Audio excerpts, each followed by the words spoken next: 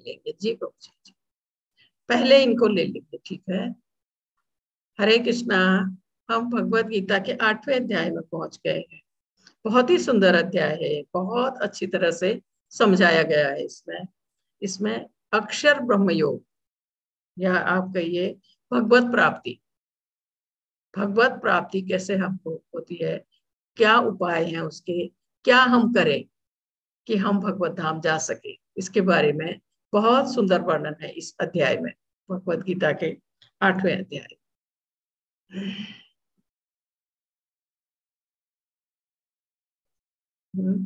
कहाँ गया मेरा कर्सर। इसका जो पहला श्लोक है, सॉरी मैं इसको हटा दो पहले।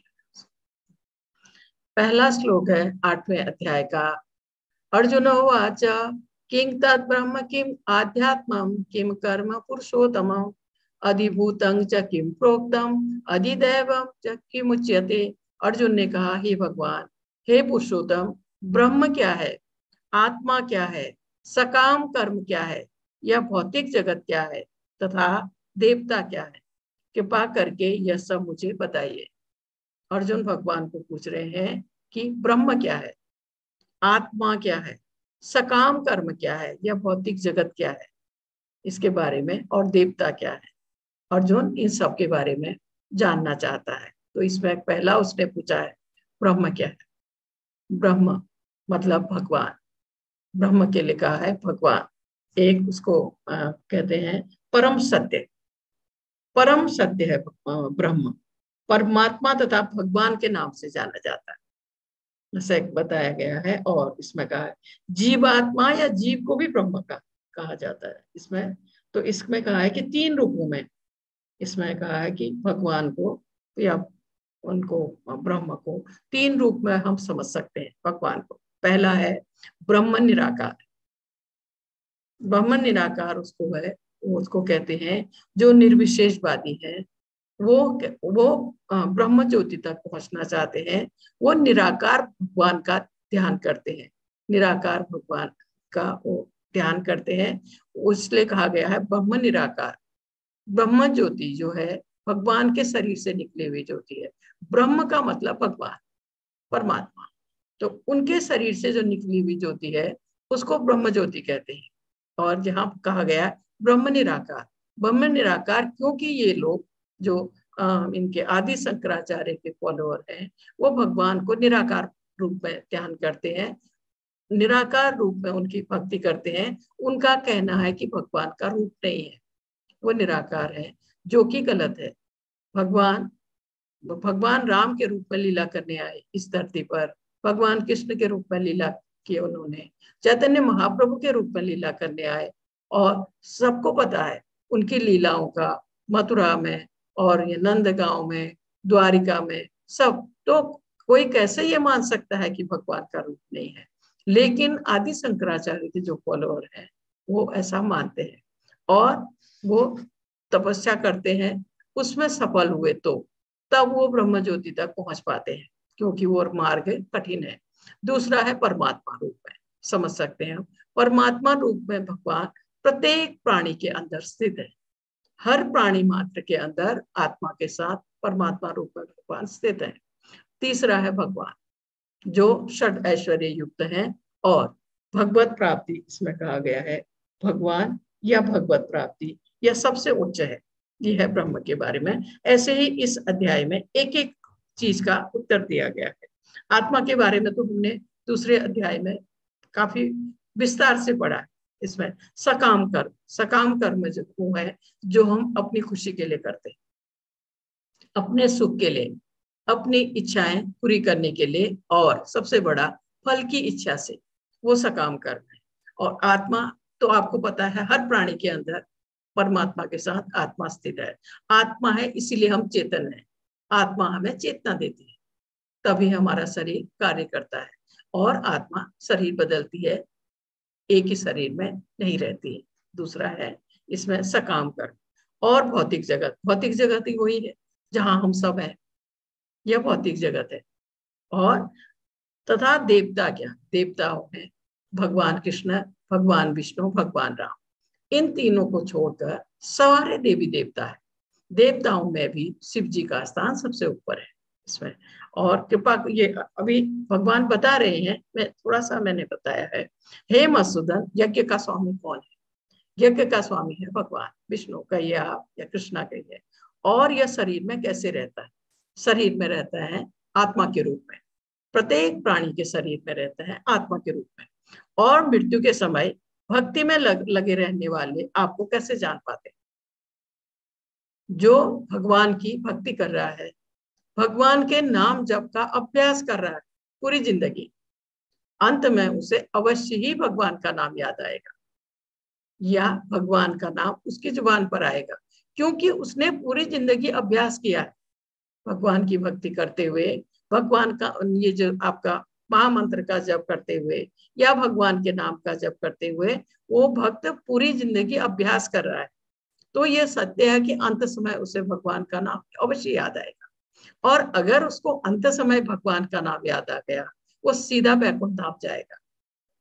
कोई भी व्यक्ति जिसे अंत समय भगवान का नाम याद आएगा, वो अवश्य ही भगवत धाम जाएगा, वैकुंठ जाएगा, और फिर लौटकर इस भौतिक जगत में कभी नहीं आएगा। लेकिन अंत समय उसी को भगवान का नाम याद आएगा जो पूरी जिंदगी भगवान की भक्ति करेगा, भगवत नाम का जाप करेगा, भगवत गीता भागवतम पढ़ेगा और भगवान की सेवा करेगा। जो कुछ करेगा उनकी खुशी के लिए करेगा। ऐसा कौन करेगा? भगवान का भक्त। उसे अवश्य ही अंत समय भगवान का नाम याद आएगा और वो सीधा भगवत धाम जाएगा। इसके बाद इसमें 2 श्लोक आए हैं, ये 7वें उससे। जरा मरण मोक्षाय मामाश्रित यतन्ति ये ते ब्रह्म तद विदु कृत सम आध्यात्मम कर्म चाखिलम। जो जरा तथा मृत्यु से मुक्ति पाने के लिए प्रयत्नशील रहते हैं, वे बुद्धिमान व्यक्ति मेरी भक्ति की शरण ग्रहण करते हैं। वे वास्तव में ब्रह्म है, क्योंकि वे दिव्य कर्मों के विषय में पूरी तरह से जानते हैं। यहाँ फिर भगवान के भक्तों का वर्णन आया। जरा तथा मुक्ति, क्योंकि इस भौतिक जगत में हम दुख, बीमारी, मृत्यु इससे घिरे हुए हैं।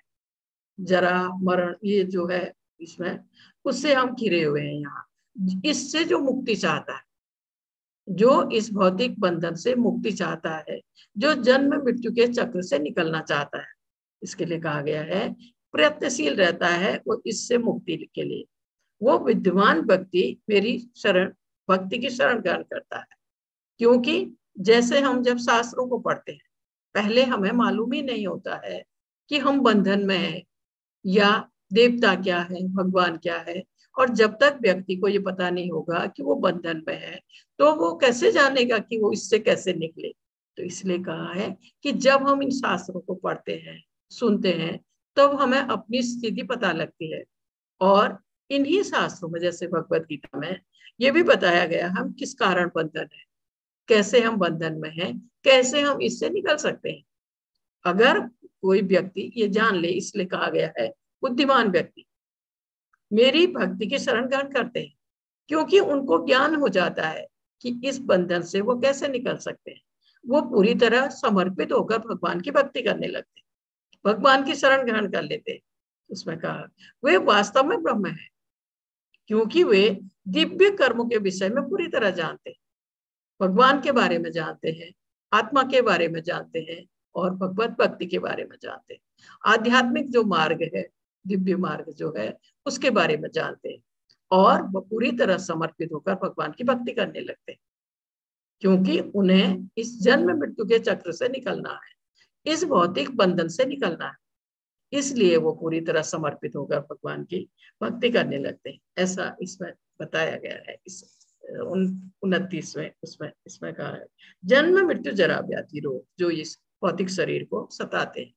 क्योंकि हमारा शरीर भौतिक है, इस क्षण है, अगले क्षण नहीं, और ये हमें नाना प्रकार से कष्ट देता रहता है। किसी का भी शरीर है वो कष्ट देता रहता है हमको, इसमें कहा है। और इसमें और इस शरीर में परिवर्तन आते रहते हैं और मृत्यु जरा रोग आते रहते हैं, लेकिन आध्यात्मिक शरीर इस सबसे अलग है। उसमें कहा है जिसे आध्यात्मिक शरीर प्राप्त हो जाता है वो भगवान का पार्षद बन जाता है, भगवान के साथ रहता है उनका और नित्य उनके दर्शन करता है। उसमें उनके सानिध्य में रहता है। ऐसा आप सोचिए, जो भगवत धाम चला जाता है भगवान के सानिध्य में रहता है, इसमें कहा है वही मुक्त है। मनुष्य को समझना चाहिए कि ब्रह्म या आत्मा है। जीवन का यह ब्रह्म बोध ही भक्ति है। भगवान की दिव्य सेवा में रत रहने वाले 4 प्रकार के शुद्ध भक्त हैं, जो अपने अपने लक्ष्य को प्राप्त करते हैं और भगवत के पास है। जब वे पूर्णतया कृष्ण भावना भावित हो जाते हैं तो परमेश्वर की संगति का लाभ उठाते हैं। भगवत धाम जाकर भगवान की संगति का वे लाभ उठाते हैं, ऐसा इसमें कहा। फिर इससे 30वां जो एक और श्लोक है, ये भी इसी से आया है, 29वें अध्याय से आया है। इसमें बताया, साधिभूतादि देवम माँ साधि यज्ञं च ये विदुः प्रयाण काले अपि च माँ ते विदुर्युक्त चेतसा। इसमें कहा है कृष्ण भावना में कर्म करने वाले या कृष्ण भावना भावित जो भक्त हैं उनके लिए कहा गया है। मनुष्य कभी भी भगवान को पूर्णतया समझने के पद से विचलित नहीं होते। वो पूरी तरह समझते हैं भगवान को, भगवान के बारे में पूरी तरह से जानते हैं, क्योंकि वो अपना एक एक क्षण भगवान की भक्ति में बिताते हैं। इसमें कहा गया है कृष्ण कृष्ण भावना में की दिव्य सानिध्य से मनुष्य यह समझ सकता है कि भगवान किस तरह भौतिक जगत तथा देवताओं तक के नियामक है। धीरे धीरे ऐसी दिव्य संगति से मनुष्य का भगवान में विश्वास बढ़ता है। अतः मृत्यु के समय ऐसा कृष्ण भावना भावित व्यक्ति या भक्त कृष्ण को कभी भुला नहीं पाता। वह सहज ही भगवत धाम गोलोक वृंदावन को प्राप्त होता है।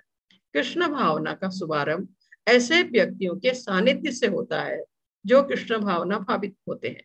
ऐसे सानिध्य आध्यात्मिक होते हैं और इनसे मनुष्य प्रत्यक्ष भगवान के संसर्ग में आता है।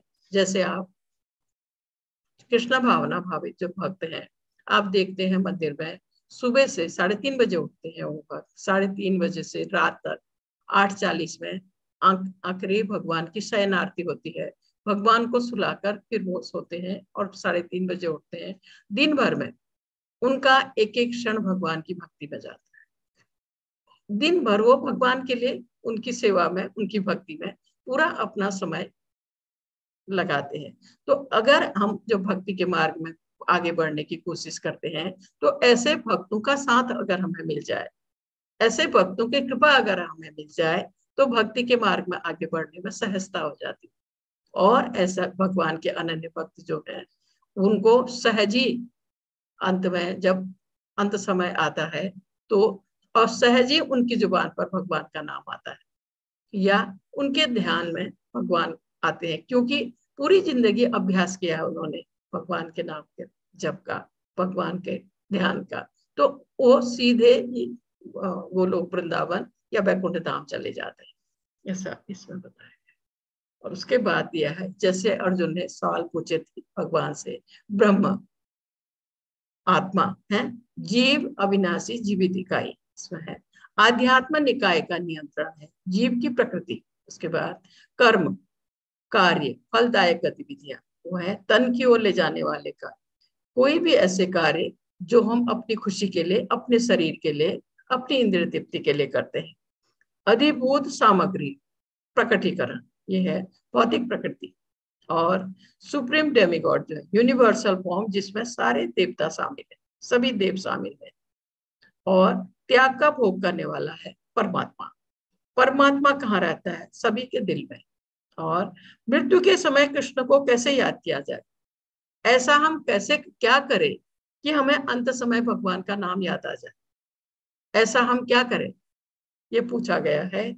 जीवन भर श्रवण का ध्यान करें, जीवन भर भगवान के बारे में सुनते रहे, हम श्रवण जिंदगी भर सुनते रहे या भगवत नाम का जप करते रहे, तो ऐसा हो सकता है कि अंत समय भगवान का नाम याद आ जाए। इसके बाद इसका 3रा श्लोक दिया है। श्री भगवान उवाच अक्षरम ब्रह्म परमं स्वभावो आध्यात्म उच्यते भूतभावो उद्भव करो विसर्ग कर्म संजितः। भगवान ने कहा अविनाशी और दिव्य जीव ब्रह्म कहलाता है और उसका नित्य स्वभाव आध्यात्म या आत्मा कहलाता है। जीवों के भौतिक शरीर से संबंधित गतिविधि कर्म या सकाम कर्म कहलाती, ऐसे इसमें बताया गया है। अविनाशी दिव्य जीव ब्रह्म कहलाता है। इसमें कहा है इसमें कि इसमें जब जीव भौतिक चेतना में होता है तब उसे इस संसार में विभिन्न प्रकार के शरीर धारण करने पड़ते हैं। भौतिक चेतना में जब होते हैं तब हमको यह भौतिक चेतना के कारण कर्म कहलाता है। भौतिक प्रकृति में 84 लाख योनियों में से कोई भी शरीर धारण करना पड़ सकता है। 84 लाख योनियां हैं इस भौतिक जगत में, और जैसे जैसे व्यक्ति के कर्म है उसके अनुसार उसको शरीर मिलता है। कोई भी शरीर उसको मिलेगा उसके किए गए कर्मों के अनुसार, परंतु आध्यात्मिक प्रकृति में एक ही शरीर है। जैसे आध्यात्मिक उसमें जो भगवत धाम गया उसको भगवान का जैसा ही शरीर मिलता है, सब वहां एक से दिखते हैं। उस शरीर में कोई परिवर्तन नहीं होता, वो हमेशा जवान ही रहते हैं। वहां कोई बुढ़ापा या कोई मृत्यु नहीं आती, तो नव यौवन ही रहते हैं सब, जो भी भगवत धाम चला जाता है। और इसमें कहा है मनुष्य अपने कर्म के अनुसार कभी मनुष्य रूप में, कभी देवता, कभी पशु, कभी पक्षी के रूप में प्रकट होता है। कभी कभी व्यक्ति यज्ञ करने से स्वर्ग की प्राप्ति कर लेता है, परंतु जब उसके पुण्य कर्म समाप्त हो जाते हैं तो फिर से वह इसी भौतिक जगत में आ जाता है, वापिस आ जाता है। मनुष्य रूप में इसमें कहा गया है प्रक्रिया कर्म कहलाती है। जो भगवान के परमात्मा स्वरूप तक नहीं पहुंच पाते उन्हें परामर्श दिया जाता है कि वो भगवान के विराट रूप का ध्यान करें। भगवान के विराट जो हम देखेंगे 11वें अध्याय में। यहाँ जन्म मृत्यु का चक्र ये एक बार पहले भी आया था, जैसे दिखाया है बच्चा जन्म हुआ, बच्चे का बढ़ा, फिर बढ़ा, जवान हुआ और फिर बुढ़ापे की तरफ चला गया, और फिर जर्जर शरीर हुआ तो फिर वो खत्म हो गया, फिर दूसरे उसमें फिर शुरू हो गया। इसको कहते हैं जन्म मृत्यु का चक्र। जब तक हम भक्ति के मार्ग में नहीं आगे बढ़ते हैं या इस बंधन से निकलने की नहीं सोचते हैं, तब तक हम इसी चक्र में घूमते रहते हैं। कोई भी व्यक्ति इसी चक्र में घूमता रहेगा, और इस बात की कोई गारंटी नहीं है कि अगला शरीर हमको मनुष्य का ही मिलेगा। जैसे हम कर्म करेंगे उसके अनुसार हमको अगला शरीर, अगला माहौल, अगला परिवार सब कुछ निर्भर करता है। सुख दुख सब कुछ निर्भर करता है हमारे द्वारा किए गए कर्मों के ऊपर। उसी के अनुसार हमारे आने वाले जीवन, कहते हैं ये जीवन जो है आने वाले जीवन की तैयारी है। जो कुछ हम करेंगे अच्छा बुरा ये सब उसका फल हमको भोगना होगा। अच्छे का भी मिलेगा, बुरे का भी मिलेगा, और अगर बुरे कर्म है तो फिर मनुष्य का शरीर मिले ये जरूरी नहीं है, पशु के शरीर में भी जाना पड़ सकता है। उसके बाद ये दिखाया है, इसी का दिखाया है ये तीसरे श्लोक में कि देखिए यहाँ पर ये दिखाया गया है, क्योंकि जैसे जैसे कर्म हम करते हैं ना उसके साक्षी है भगवान जो हमारे अंदर है। वो हमारे द्वारा किए गए अच्छे और बुरे प्रत्येक कर्म को नोट करते हैं, उसके अनुसार हमें अगला जीवन मिलता है। तो यहाँ दिखाया है ये एक आदमी और औरत है। ये जो औरत आप देख रहे हैं ये इसकी पत्नी नहीं है, इसका मतलब है ये गलत संबंध स्थापित कर रहा है। और इसके गवाह कौन है? इसके हृदय में जो है भगवान, भगवान इस चीज को देख रहे हैं। तो इस व्यक्ति का आने वाला जीवन ये। और यहाँ दूसरा एक व्यक्ति दिखाया है नशा कर रहा है ऐसा ये व्यक्ति, तो इसका आने वाला जीवन ये। और यहाँ दिखाया है कि ये दान पुण्य कर रहा है, भगवत भक्त आया है उसके दरवाजे पर, उसको दान कर रहा है। तो ये पुण्य है, भक्ति नहीं पुण्य है, दान पुण्य करना। तो ये स्वर्ग जाकर वहां का सुख भोगेगा। लेकिन जब इसके पुण्य कर्म समाप्त हो जाएंगे वो फिर इसी भौतिक जगत में आ जाएगा। और यहाँ सबसे ऊपर जो दिखाया है ये कृष्ण भक्त है, कृष्ण भावना भावित भक्त है जो रात दिन भगवान की सेवा में। तो जब अंत समय आएगा इन भक्तों का ये सीधे भगवत धाम जाएंगे, भगवान के सानिध्य में रहेंगे। तो इसका चौथा श्लोक इसमें दिया है, अधिभूतं क्षरो भावो पुरुषश्चादिदेवतम अधियज्ञो अहवे वात्र देहे देह भरतांबरम। हे देहधारियों में श्रेष्ठ, निरंतर परिवर्तनशील या भौतिक प्रकृति अधिभूत भौतिक अभिव्यक्ति कहलाती है। भगवान का विराट रूप, इसमें सूर्य तथा चंद्र जैसे समस्त देवता सम्मिलित है, अधिदेव कहलाता है। तथा प्रत्येक देहधारी के हृदय में परमात्मा स्वरूप स्थित में परमेश्वर या यज्ञ का स्वामी कहलाता हूँ। यहाँ अच्छी तरह से ये बताया गया है कि यह भौतिक प्रकृति निरंतर परिवर्तनशील है, इसमें कहा है। और सामान्य तरह से भौतिक शरीरों को 6 अवस्थाओं से गुजरना होता है। हमारे शरीर को 6 अवस्थाओं से निकलना होता है। उत्पन्न होते हैं, बढ़ते हैं, कुछ काल तक रहते हैं और संतान उत्पन्न करते हैं, और फिर अंत में क्षीण होते हैं और अंत विलुप्त हो जाते हैं। प्रत्येक शरीर में आत्मा सहित परमात्मा का वास होता है, जो भगवान कृष्ण का अंश स्वरूप है। यह परमात्मा प्रत्येक आत्मा के पास आसीन है और आत्मा के कार्यकलापों का साक्षी है, गवाह है। परमात्मा प्रत्येक आत्मा को मुक्त भाव से कार्य करने की छूट देता है। हम कहते हैं ना कि हम जब गलत करते हैं तो परमात्मा हमारे अंदर है, वो हमको रोकते क्यों नहीं है? तो इसमें बताया गया है कि व्यक्ति कर्म करने के लिए स्वतंत्र है। वो स्वतंत्र है कर्म करने के लिए, वो अच्छा करे, बुरा करे, वो भक्ति करे या वो औरों को कष्ट पहुंचाए। इसका जो परिणाम होगा वो अपने आने वाले जीवन में वो फिर भोगेगा, उसी के अनुसार उसको सब कुछ मिलेगा। लेकिन कर्म करने के लिए व्यक्ति स्वतंत्र है, और उसके जो कर्म हम करते हैं अच्छे या बुरे, उसके साक्षी है भगवान, जो प्रत्येक व्यक्ति के अंदर स्थित है, आत्मा के साथ है। ऐसे इसमें बताया गया है। निगरानी रखते हैं, ऐसा सोचिए, गवाह है हमारे द्वारा किए गए कर्मों के।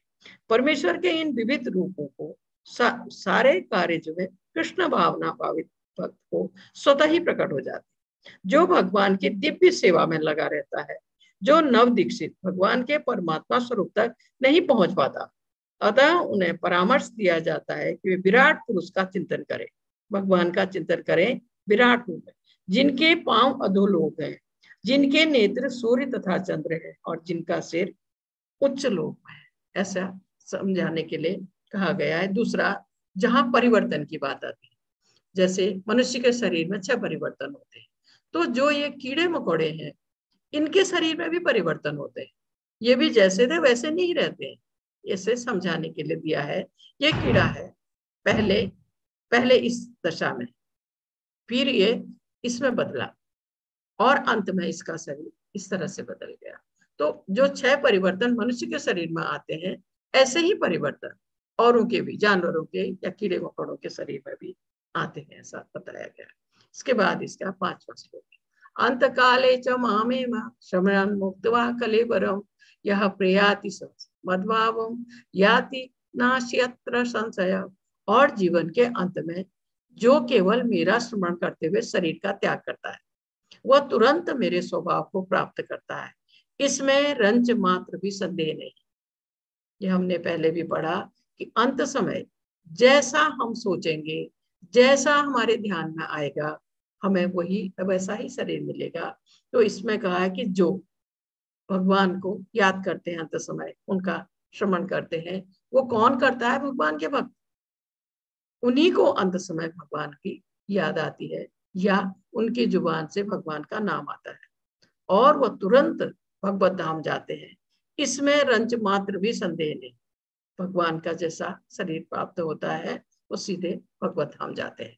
इसके लिए यहाँ ये दिखाया गया है, भीष्म पितामह बाणों की सैया में कितने दिन ये कष्ट में रहे हैं। देखिए, नीचे से भी बाण है, तीर है, ऊपर से भी है, कितने दिन। कारण क्या था? जब इन्होंने भीष्म प्रतिज्ञा, जो हम कहते हैं, जब भीष्म प्रतिज्ञा की थी, तब इन्होंने 3 चीजें बोली थी। मैं कभी शादी नहीं करूंगा, मैं कभी इस राजगद्दी में नहीं बैठूंगा, लेकिन अपने प्राण रहने तक मैं इस राज्य का ध्यान रखूंगा, ये कहा था इन्होंने। अपने वो तीसरे वचन को निभाने के लिए ये बाण सैया पर लेटे हुए। अब ये जानना चाहते हैं, क्योंकि युद्ध खत्म नहीं हुआ है, वो ये जानना चाहते हैं कि आखिर ये राज्य किसके पास जाता है। और इनको इच्छा मृत्यु का वरदान था। भीष्म पितामह को जब चाहते, जहां चाहते, वो अपनी मृत्यु को बुला सकते थे। उनको वरदान था इच्छा मृत्यु का। इच्छा मृत्यु का वरदान होने के बावजूद वो इतनी तकलीफ में है, ये इंतजार कर रहे हैं युद्ध समाप्त होने का। तो जब इनको पता लगा युद्ध समाप्त हो गया, तब इन्होंने अपनी मृत्यु को बुलाना चाहा, क्योंकि उनको इच्छा मृत्यु का वरदान था, जब चाहे जहां चाहे अपनी मृत्यु को बुला सकते हैं। तब इन्होंने अपनी मृत्यु को बुलाना चाहा और सारे पांडव इनको घेरे हुए हैं। और यहाँ भगवान कृष्ण इतने पात्र हैं महाभारत में, कोई नहीं जानता था कि भगवान साक्षात भगवान है कृष्ण, कोई नहीं जानता था, सिर्फ भीष्म पितामह जानते थे। इसीलिए वो हमेशा बहुत ही आदर से, बहुत ही सम्मान से भगवान से बात करते थे, यही जानते थे भीष्म पितामह। तो सब थे, भगवान भी थे, भगवान उनके यहाँ खड़े थे सिर के पास। तो इन्होंने कहा कि केशव, आप केशव बोलते थे वो हमेशा, मेरे पैरों के पास खड़े हो जाइए, क्योंकि मैं आपको देखते हुए अपने प्राण त्यागना चाहता। तो भगवान को इन्होंने, भीष्म पितामह ने यहाँ खड़ा कर दिया और उनके दर्शन करते हुए अपने प्राण त्यागे और सीधा वैकुंठ धाम गए। इसके बाद भरत महाराज के बारे में थोड़ा सा पहले हमने बताया था। ये है ऋषभ देव के पुत्र भरत महाराज। तो मैंने बताया था आपको कि ये 50 साल की उम्र में वानप्रस्थ के समय में जंगल में चले गए थे तपस्या करने, क्योंकि पहले के समय में ये सुविधा थी। और सोचते थे लोग कि ये तो बड़े सम्राट थे, अपना राजपाट, अपनी पत्नी सबको छोड़कर बेटे को सौंपकर ये जंगल में आ गए थे, ताकि मैं अच्छी तरह भगवान की भक्ति कर सकूं। इनके साथ एक घटना घटी थी। एक हिरनी को टाइगर मारने आया था, वो गर्भवती थी, उसके पेट से बच्चा गिर गया था उसी सरोवर के पास जहां इनकी पर्णकुटी है। तो ये बच्चे को उठा लाए थे, उसको पालना शुरू किया इन्होंने, उसका ध्यान रखना शुरू किया। इससे इनकी भक्ति के मार्ग में थोड़ा विघ्न आ गया, ये विचलित हो गए। इनका ध्यान भक्ति से हटकर वो हिरण के बच्चे की तरफ ज्यादा आ गया। और जब इनका मृत्यु का समय आया, तो इतने महान भक्त को भगवान का याद नहीं आया, हिरण के बच्चे का ध्यान आया, तो इनको हिरण के शरीर में रहना पड़ा, पशु शरीर मिला इनको, इतने महान भक्त को। क्योंकि अंत समय इन्होंने भगवान को याद नहीं आया, इनको हिरण के बच्चे का ध्यान आया, तो इनको हिरण का शरीर मिला। लेकिन इनके साथ एक अच्छी बात यह हुई कि भगवान ने इनकी श्रवण शक्ति को वैसे ही रखा, उसको नहीं, वो नहीं तो हम सब तो सब कुछ भूल जाता है, इनको सब कुछ याद रहा, मुझसे कहाँ गलती हुई, क्यों मुझे पशु का शरीर मिला, ये सब कुछ इनको याद रहा। इसलिए चुपचाप जंगल में जहाँ ऋषि मुनि तपस्या कर रहे होते थे वहीं चुपचाप रहते थे। वैसे इन्होंने पूरा जीवन बिताया हिरण के उसमें।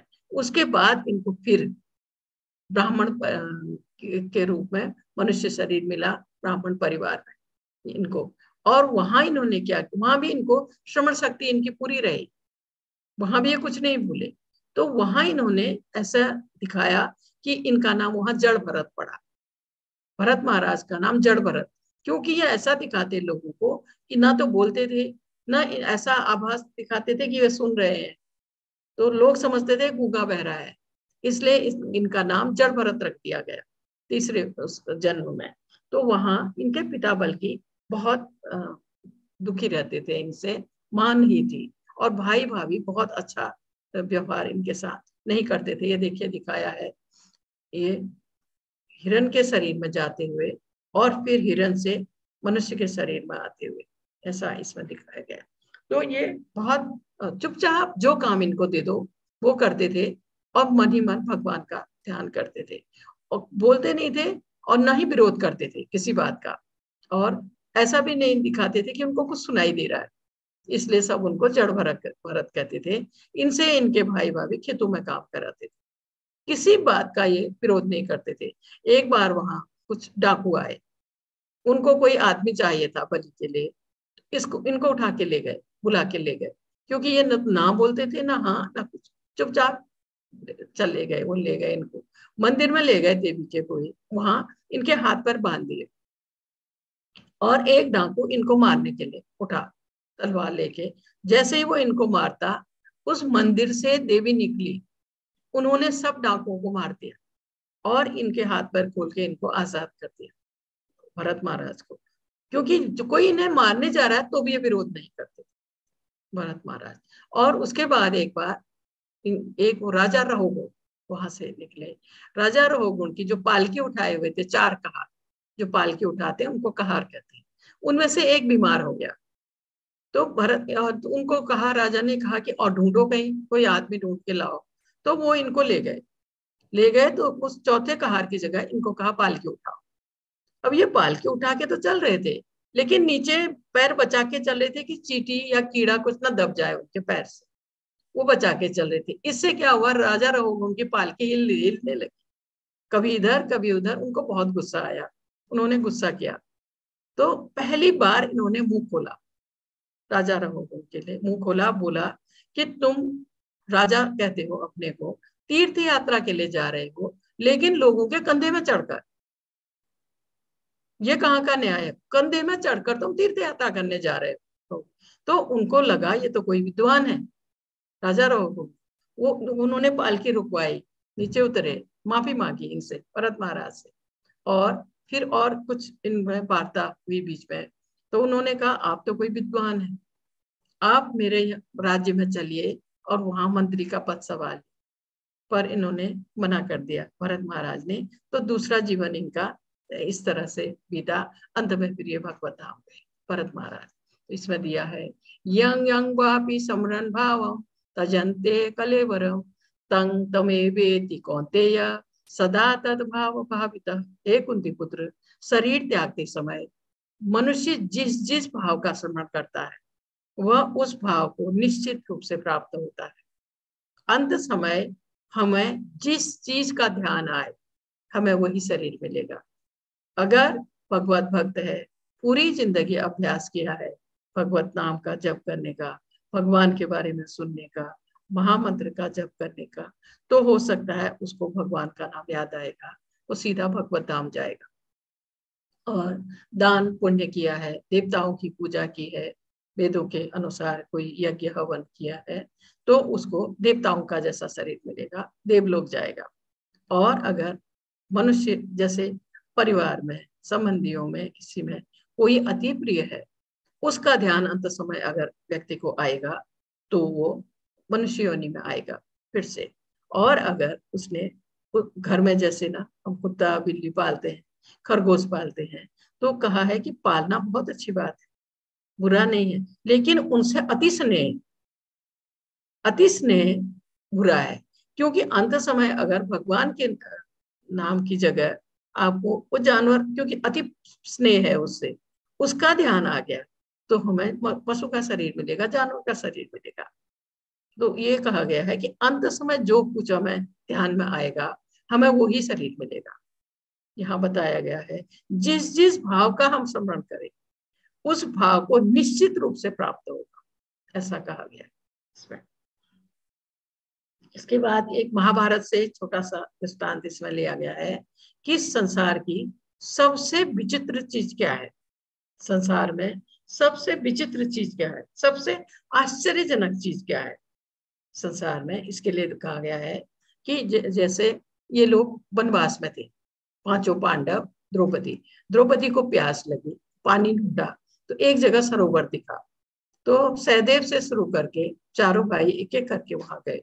पहले सहदेव गए, तो जैसे ही उन्होंने पानी में हाथ डाला तो एक पेड़ की तरफ से आवाज आई कि पहले मेरे प्रश्न का उत्तर दो, तब तुम पानी पी सकते हो। उसने ध्यान नहीं दिया, पानी पिया और मूर्छित हो गया। इसी तरह चारों भाई एक एक करके आए और पानी पिया, उस तरफ किसी ने ध्यान नहीं दिया, चारों के चार मूर्छित हो गए। अंत में युधिष्ठिर आए, तो युधिष्ठिर ने सोचा कि ये भाइयों को हुआ क्या है, तो थोड़ा पानी छिड़कूं शायद ये उठ जाए। जैसे उन्होंने पानी में हाथ डाला फिर वही आवाज आई कि पहले मेरे प्रश्न का उत्तर दो। तो युधिष्ठिर तो बड़े विद्वान थे, तो उन्होंने कहा बोलिए, पूछिए प्रश्न।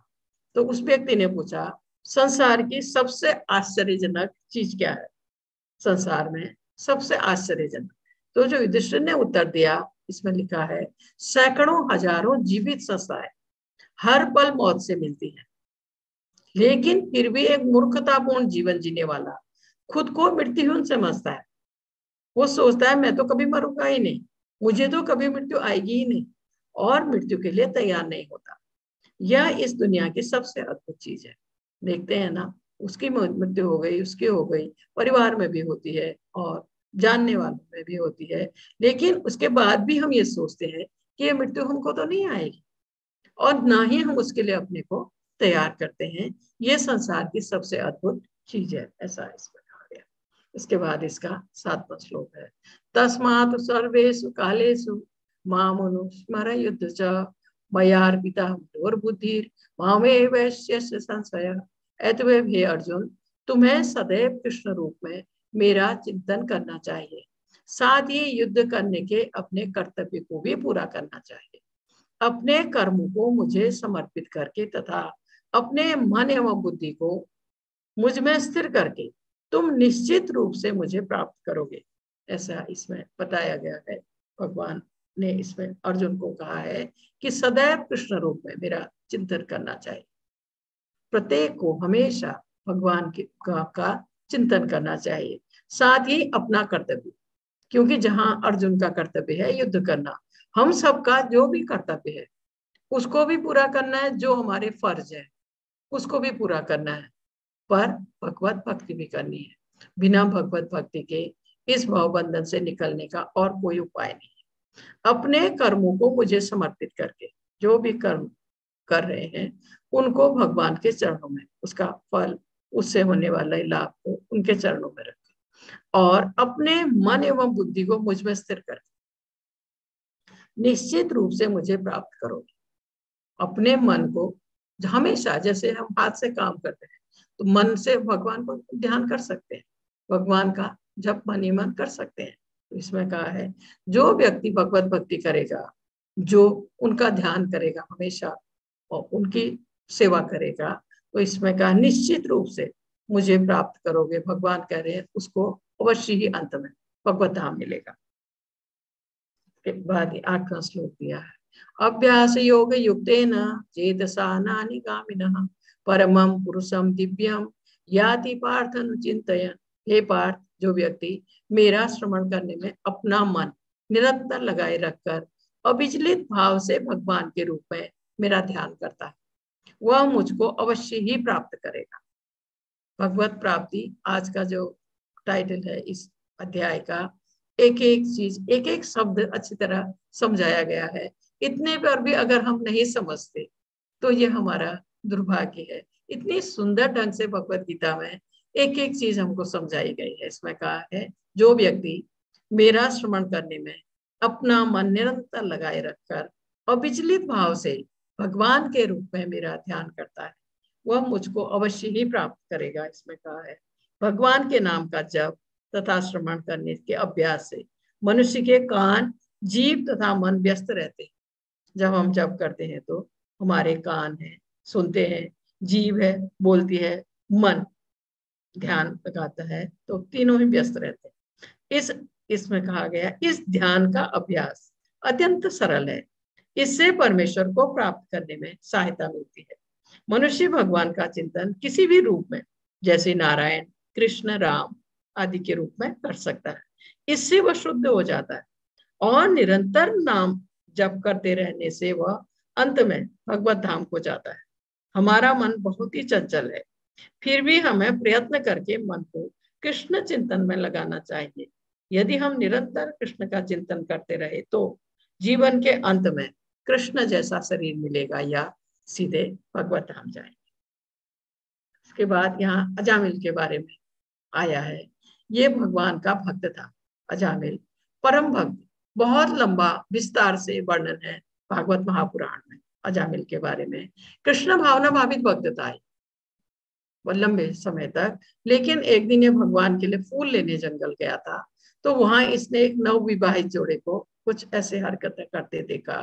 तो इसने पहले सोचा मुझे नहीं देखना चाहिए, मेरे लिए गलत है, लेकिन फिर देख लिया, देखा तो ये इसका मन भक्ति से हट गया। इसने क्या किया, अपनी पत्नी को घर से निकाल दिया, एक वैश्या को लाकर घर में रख लिया अजामिल ने, और उससे इसके कुछ बच्चे हुए एक दो। तो जो सबसे छोटा बेटा था उसका नाम इसने नारायण रखा था। ये उससे अति स्नेह करता था, उस बच्चे से हर समय नारायण नारायण नारायण ही करता था। और इसका फिर अंत समय आया जब तब इसने बच्चे का नाम नहीं लिया था। असल में जो इसने इतने लंबे समय तक भक्ति की थी, शायद उसका असर था। जब इसके प्राण निकलने लगे, इसने बोला नारायण मुझे बचाओ।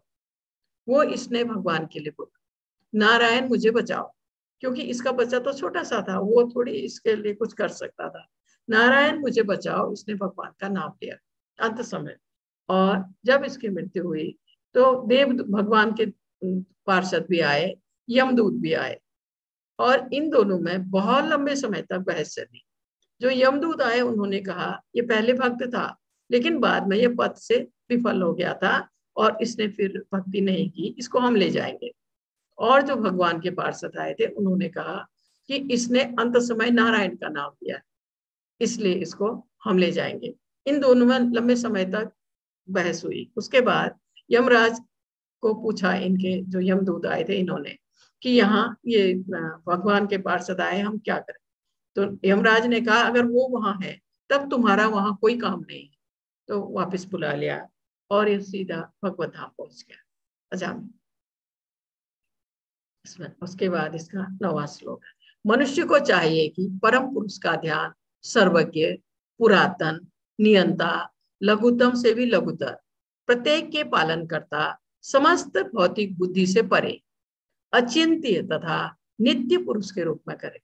वे सूर्य की भांति तेजवान है और इस भौतिक प्रकृति से परे दिव्य रूप में है। यहाँ भगवान के बारे में ऐसा इसमें वर्णन आया है कि भगवान का ध्यान, परम पुरुष का ध्यान अब करे। इसमें दिया है परम पुरुष का ध्यान सर्वज्ञ, सर्वज्ञ है और पुरातन, क्योंकि जब सृष्टि प्रारंभ हुई तब भगवान के सिवा कुछ भी नहीं था, न सूर्य, न चंद्र, न कोई और, सिर्फ भगवान थे। इसलिए इनको पुरातन भी कहा गया है, आदि पुरुष भी कहा गया है भगवान को।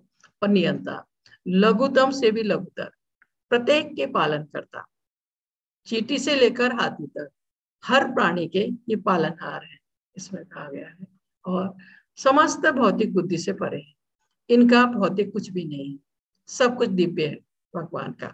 और अचिंत्य तथा नित्य पुरुष के रूप में करें, इनका चिंतन हम नित्य पुरुष के रूप में करें, भगवान के।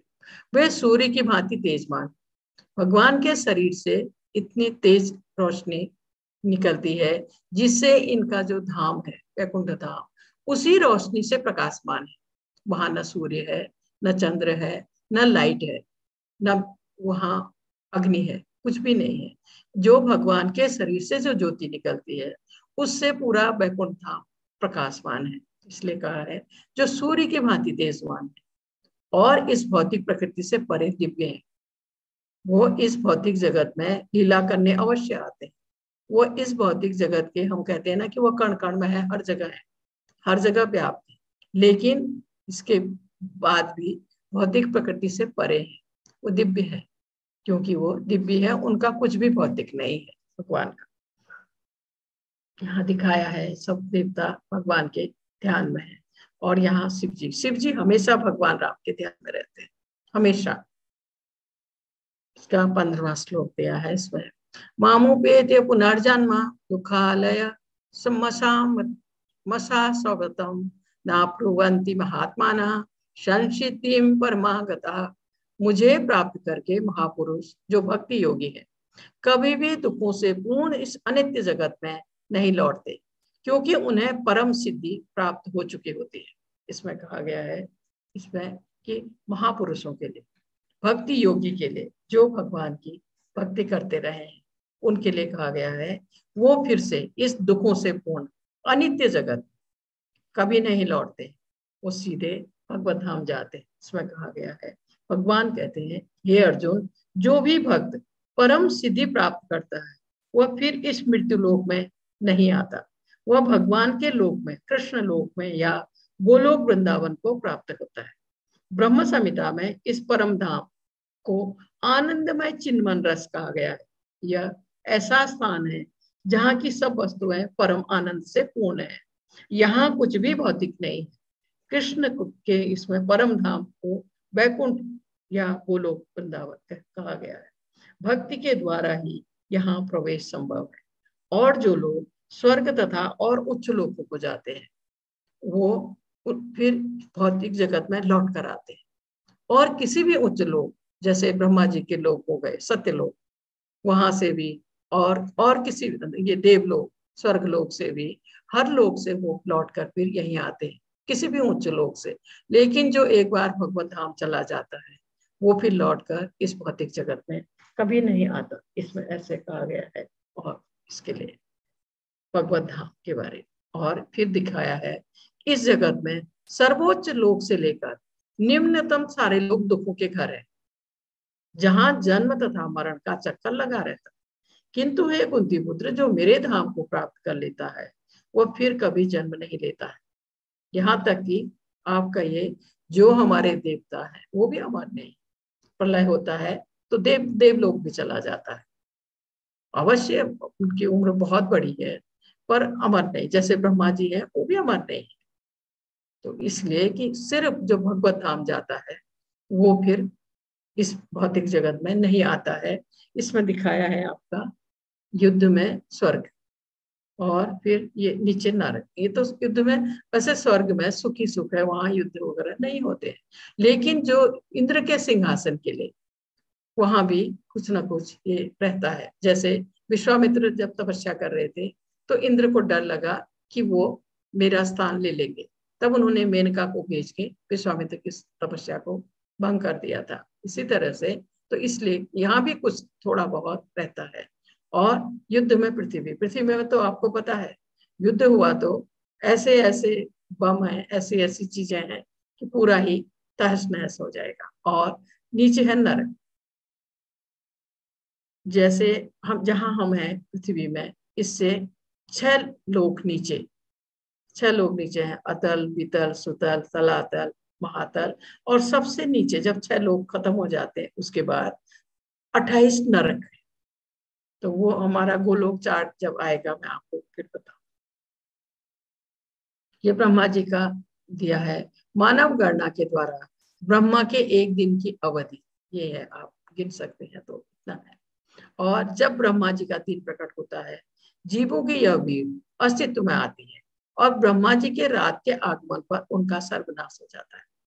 ये प्रलय की बात आई है, जब ब्रह्मा जी सोते हैं प्रलय आ जाती है और सब कुछ तहस नहस हो जाता है, कुछ भी शेष नहीं रहता है। और जैसे ही ब्रह्मा जी उठते हैं, सुबह होती है, भगवान एक दृष्टिपात करते हैं प्रकृति की तरह, पूरी प्रकृति जैसे थी वैसे ही फिर से कार्यशील हो जाती है। इसमें कहा है बार बार दिन आता है, प्राणियों का यह मेजबान सक्रिय होता है और फिर से रात गिरती है हे पार्थ, और वे असहाय रूप में खुल जाते हैं। क्योंकि जब प्रलय आता है सब कुछ पानी में समा जाता है, कुछ भी शेष नहीं रहता है। और जैसे ही फिर ब्रह्मा जी की सुबह आती है तो भगवान के एक सिर्फ दृष्टिपात से पूरी प्रकृति फिर से कार्यशील हो जाती है। और ऐसा तब तब ये कहा है कि बार बार का मतलब है जब जब प्रलय आता है, जैसे ये कलयुग की समाप्ति जब होगी फिर से प्रलय आएगा।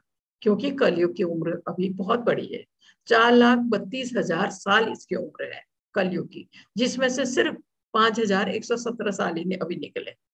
तो बहुत लंबा समय है। और जब ये समाप्ति पर आएगा तब फिर से प्रलय आएगी, फिर सतयुग आएगा। तो यहाँ दिखाया है ये भगवान का धाम 20वें श्लोक में। इसके अतिरिक्त एक अन्य अव्यक्त प्रकृति है जो शाश्वत है, हमेशा के लिए, जो इस व्यक्त तथा अव्यक्त पदार्थ से परे है। उसमें जब प्रलय आता है देवलोक भी उसमें चला जाता है प्रलय में, पर भगवान के धाम को कोई क्षति नहीं होती, वो शाश्वत जैसा है वैसा ही रहता है। प्रलय के समय भी भगवान के धाम को कोई नुकसान नहीं होता। यह पराशेष तथा कभी न नाश होने वाली, जब इस संसार का सब कुछ लय हो जाता है, सब कुछ प्रलय में समा जाता है, तब भी इसका नाश नहीं होता। ये जैसे शाश्वत है भगवान का धाम वैसे ही रहता है, ऐसा इसमें बताया। ये आ गया आपका गोलोक चार्ट। ये गोलोक चार्ट इसमें दिया है कि इसमें जैसे भगवान का धाम बताया गया है। और मैं आपको एक चीज बताती हूँ, इसमें भगवान का धाम जैसे हरिधाम, वैकुंठ, ये वैकुंठ धाम भगवान का, और एक गोलोक वृंदावन। और यहाँ जैसे बड़े उसमें दिखाया है, ये है ये जो नीचे आप देख रहे हैं गर्भोदकशाही विष्णु हम कहते हैं ना, भगवान का विस्तार गर्भोदकशाही विष्णु के रूप में। गर्भोदकशाही इनको इसलिए कहते हैं, ये गर्भोदक ओशन है, ये समुद्र का नाम गर्भोदक है। और यहाँ ये लेटे हुए हैं शेष सैया पर, सांप शेषनाग के पर। तो गर्भोदक शाही विष्णु जो भगवान ने पहली सृष्टि की थी, अपना विस्तार किया पहले गर्भोदक शाही विष्णु के रूप में। उसके बाद इनकी नाभि से एक कमलनाल निकली जो इतना ऊंचा गई, सबसे ऊंचा ब्रह्मांड में, जो जहां से शुरुआत होती है ब्रह्मांड की, सबसे उच्च लोक वो है सत्यलोक, जहां ब्रह्मा जी रहते हैं। तो ये जो कमलनाल निकली उनकी नाभि से कमलनाल निकली और सर्वोच्च लोक तक पहुंची, इतना ऊंचा।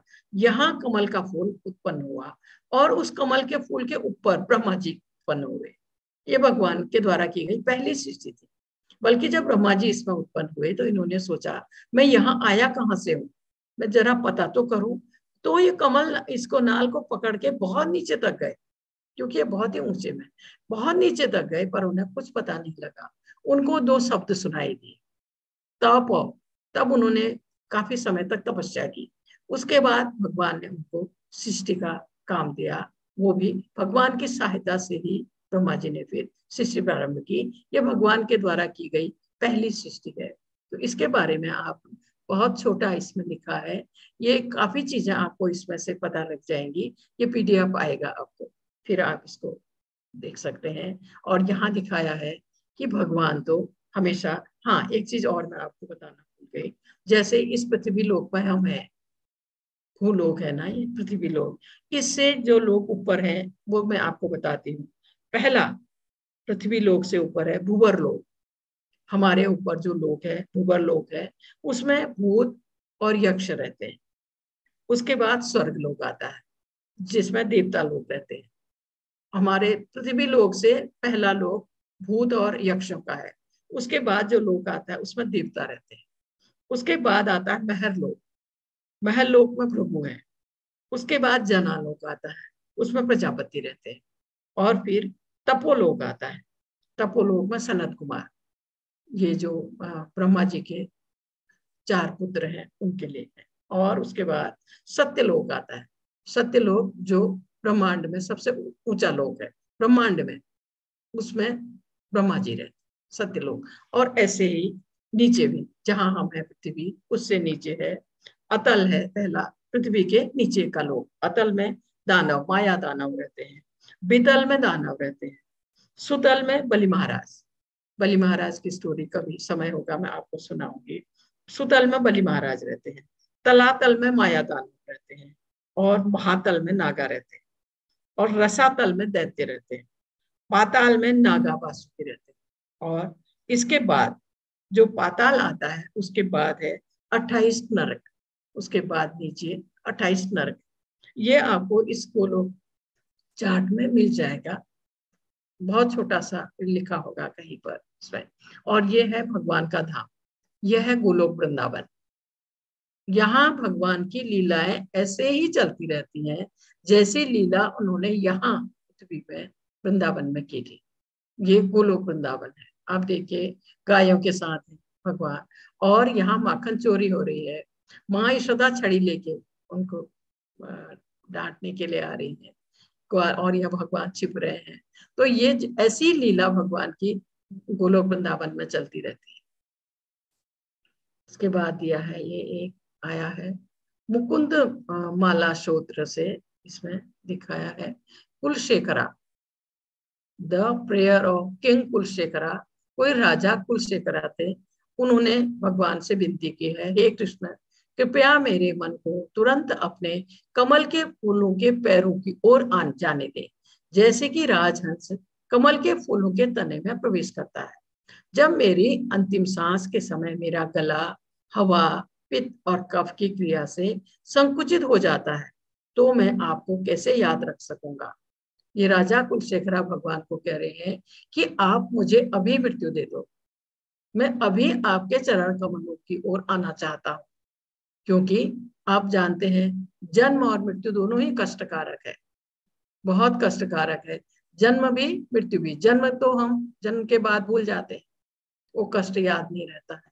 और मृत्यु के समय के कष्ट के लिए ये बात कर रहे हैं कि अंत समय में, क्योंकि आदमी जब बीमार है, बहुत बीमार है, तब वो कहाँ याद कर पाएगा किसी चीज को, आप सोचिए। तो वो कह रहे हैं कि गला हवा, पित्त, कफ क्रिया से संकुचित हो जाएगा मेरा गला, तो मैं आपको कैसे याद कर पाऊंगा, मैं तब आपका नाम कैसे ले पाऊंगा। इसलिए अभी मैं होश में हूँ, अभी अभी मुझे अपने चरणों की ओर आने दे, और अभी मेरी मतलब मृत्यु आ जाए, मैं अभी आपके चरणों की ओर आना चाहता हूँ, ये कह मृत्यु दे दो मुझे अभी, ये उनका कहने का मतलब। इसके बाद इसका 28वां श्लोक दिया है। वेदेषु यज्ञेषु तपस्सु चैव दानेषु यत् पुण्य फलम प्रतिष्ठम अत्येति तत्सर्वमिदं विदित्वा योगी परम स्थानमुपेति चागम। जो व्यक्ति भक्ति मार्ग स्वीकार करता है वह वेदाध्ययन, तपस्या, दान, दार्शनिक तथा सकाम कर्म करने से प्राप्त होने वाले फलों से वंचित नहीं होता। वह मात्र भक्ति संपन्न करके इन समस्त फलों की प्राप्ति करता है। अंत में परम नित्य धाम को प्राप्त होता है। वह परम नित्य धाम है, भगवान का धाम। इसमें कहा गया है जैसे जैसे हमारे उसमें 4 आश्रमों की व्यवस्था भगवान ने की है, ब्रह्मचर्य, गृहस्थ, वानप्रस्थ, संन्यास। इसी प्रकार ब्राह्मण, क्षत्रिय, वैश्य, शूद्र, जिसमें कहा गया है सब अपने कर्तव्यों को करें। जैसे शुरू से 4-5 साल से 25 साल तक ब्रह्मचर्य का पालन करना, उसके बाद गृहस्थ जीवन, उसके बाद 50 से 75 साल तक वानप्रस्थ, उसमें जंगल में जाकर भगवान की भक्ति तपस्या करने के लिए, उसके बाद संन्यास। तो लेकिन ये कहा गया है कि जो भगवान का भक्त है, जो भगवान की भक्ति में लगा हुआ है, उसको इन सब से गुजरने की आवश्यकता ही नहीं है। ना वेदाध्ययन के, न तपस्या, न दान, न दार्शनिक तथा सकाम कर्म करने के, जो भी इससे जो भी फल प्राप्त होते हैं वह भगवत भक्त को स्वतः ही मिल जाता है सब। उसको इन चीजों से गुजरने की आवश्यकता ही नहीं है, या इस तरह से ये सब करने की उसको आवश्यकता ही नहीं है। मात्र भगवान की भक्ति, भगवान की भक्ति में ही उसको ये सारे फलों की प्राप्ति हो जाती है, ऐसा इसमें कहा गया है। इसमें तो फिर कहा गया है व्यक्ति को वानप्रस्थ आश्रम है, उसमें उसमें जैसे 4 आश्रम, ब्रह्मचर्य में गया 25 से 50 साल, 5 से 25 साल, उसके बाद गृहस्थ जीवन, उसके बाद वानप्रस्थ, उसके बाद संन्यास।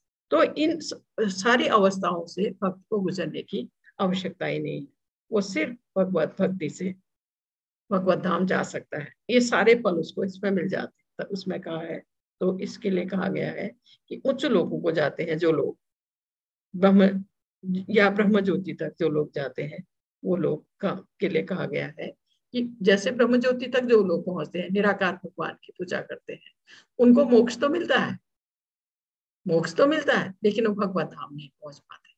भगवत धाम सिर्फ भगवान का भक्त पहुंच पाता है, जो पूरी तरह समर्पित होकर उनकी भक्ति करता है। इसके लिए प्रभुपाद जी ने कुछ कहा है इस अध्याय के लिए।